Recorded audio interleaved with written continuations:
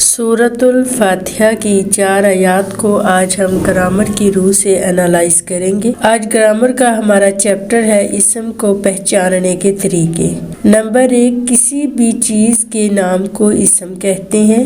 کسی جگہ کے نام کو اسم کہتے ہیں، کوئی بھی جگہ۔ کسی شخص کے نام کو، خواہ وہ مذکر ہو یا مؤنث ہو، اس کو بھی اسم کہتے ہیں۔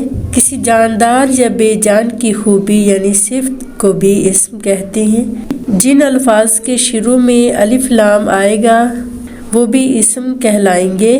کسی کام کو بھی بعض جگہوں پر اسم کہا جاتا ہے۔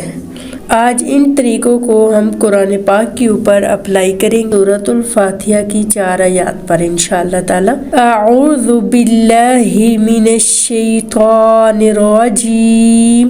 اعوذ پناہ مانگنا، یہ اسم ہے کیونکہ یہ کام ہے، پناہ مانگنا کام ہے، اور ہم نے پڑھا ہے کہ کسی کام کے نام کو بھی اسم کہا جاتا ہے۔ اللہ تعالی یہ بھی اسم ہے، نام ہے، تو اس لیے اس کو بھی ہم اسم کہیں گے۔ شیطان یہ بھی اسم ہے یعنی نام ہے، اور دوسرا یہ ہے کہ اس کے شروع میں الف لام بھی لگ گیا ہے، تو یہ ان وجوہات کی بنا پر ہم اس کو اسم کہیں گے۔ الرجیم یہ اسم ہے، ایک تو شروع میں الف لام میم ہے، دوسرا یہ صفت ہے مردود، تو اس لیے اس کو ہم الرجیم کو اسم صفت کہیں گے۔ بسم اللہ الرحمن الرحیم۔ اسمی یہ اسم ہے کیونکہ یہ نام ہے۔ اللہ اسم ہے کیونکہ یہ بھی نام ہے۔ الرحمن یہ اسم ہے کیونکہ شروع میں الف لام ہے، اور رحمان مہربان یہ صفت ہے، لہذا الرحمن اسم صفت ہوا۔ الرحیم یہ بھی اسم ہے، ایک تو شروع میں الف لام لگ گیا، اور الرحیم یعنی مہربان رحم دل، تو دوسرا یہ صفت ہے، خوبی ہے، اس لیے الرحیم کو ہم اسم صفت کہیں گے۔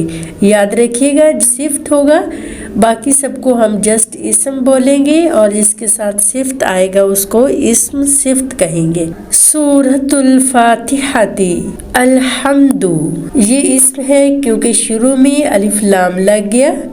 اللہ یہ ہم پڑھ چکے ہیں، اللہ نام ہے، یہ بھی اسم ہے۔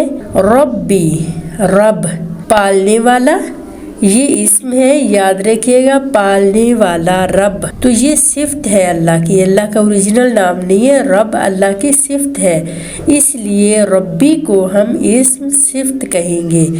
العالمین یہ بھی اسم ہے کیونکہ اس کی شروع الف لام آ گیا ہے۔ الرحمن الرحیم یہ دونوں الفاظ ہم تسمیہ یعنی بسم اللہ الرحمن الرحیم میں پڑھ چکے ہیں۔ الرحمن اسم صفت ہے، الرحیم بھی اسم صفت ہے۔ مالکی یہ اسم ہے کیونکہ یہ صفت ہے، مالک ہونا، حاکم ہونا، تو یہ صفت ہے، مالکی اسم صفت ہوا۔ یومی یہ اسم ہے کیونکہ یوم کسی شے کا نام ہے، کسی چیز کا نام ہے۔ الدین یہ بھی اسم ہے کیونکہ شروع میں الف لام لگا ہے۔